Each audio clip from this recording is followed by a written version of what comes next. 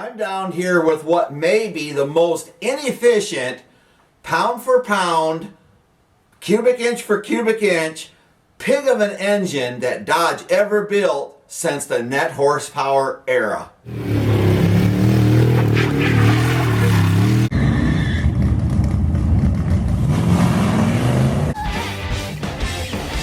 What we're actually talking about is the late model 440s from say 76, 77, 78, that era.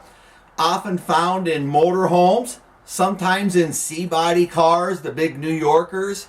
And you might even find them in a Dodge truck.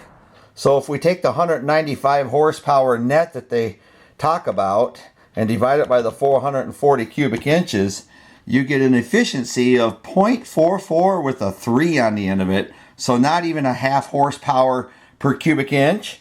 And if you was to do the same math, let's just say pick something like the 360, 170 horse divided by 360 cubes, and you get an efficiency of 4.7 with a 2 on it. Plus you're talking an extra, I don't know, 125 pounds or so. Even if we pull in the 318 at 150, divide that by 318, you get a 47 for efficiency. The biggest complaints is the low compression.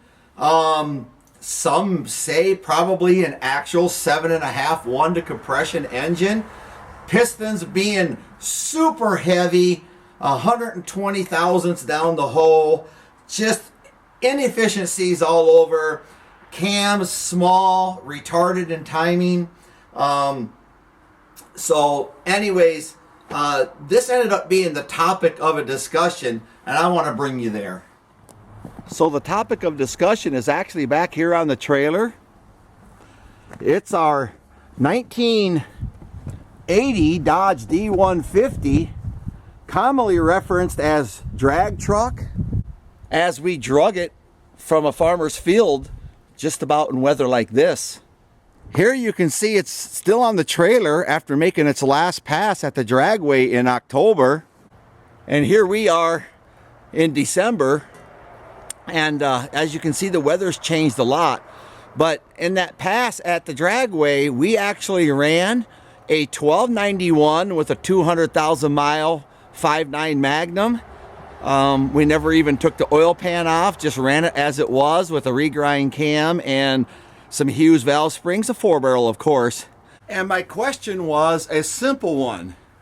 If I gave $500 toward this project, would I go faster? Could I improve more on the 1291 quarter mile ET slip if I put that $500 into the 5.9? Or if I took that $500 and put it into that 440, maybe a whiplash cam or something like that, and put that inside here, would my $500 go further in moving that 1291 needle down with the 5.9 or the 440? I never had it in mind, the 440 versus the 5.9, as in those two dueling it out. But rather, which would move the needle. I didn't care which one. I wasn't trying to do a big block versus small block. But of course you realize it's the internet, and a bunch of people got involved, all in fun of course, and it turned into the small block guys versus the big block guys. And there was a lot of fun and ribbon going on. But it led to this. It led to somehow, what would that 440 inefficient, emission, motorhome, heavy pig do in this, just as it is? And that's where we ended up. And it ended up that so many people put out guesses, and that list is growing daily. And what would it run inside here? So it did get my interest enough that I decided I want to know too. I want to decide. I do things with my cars that I'm interested in. This is something I'm interested in. So we're going to put that 440 small Gara motorhome motor in this truck.